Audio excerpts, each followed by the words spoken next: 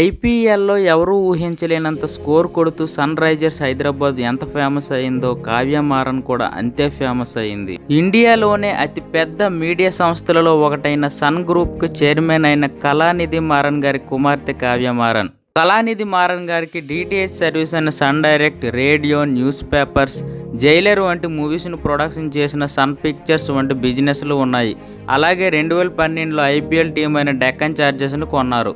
కళానిధి మారన్ గారి ఏకైక కుమార్తె కావ్య మారన్. ఈవిడ సన్ రైజర్స్ హైదరాబాద్ టీంకు సీఈఓ. కావ్య తన అండర్ గ్రాడ్యుయేట్ను చెన్నైలో చదివి ఎంబీఏను బ్రిటన్లో పూర్తి చేసింది. 2018లో ఎస్ఆర్హెచ్కు సీఈఓగా కావ్య మారన్ బాధ్యతలు చేపట్టాక ఎస్ఆర్హెచ్ చాలా ఫేమస్ అయింది. 2020లో 200 రన్ల ఎక్కువ అనుకుంటే గత వేలం పాటలో 300 రన్లు కూడా కొట్టగలిగే భారీ హిట్టర్లను కొనుగోలు చేసింది. ఎస్ఆర్హెచ్ బాగా ఆడుతుంటే చిన్నపిల్లలాగా గెంతులు వేస్తూ, బాగా ఆడలేకపోతుంటే రకరకాల హావభావాలు చూపించే ఈ 33 ఏళ్ల కావ్య మారన్‌కు చాలా మంది ఫ్యాన్స్ ఉన్నారు.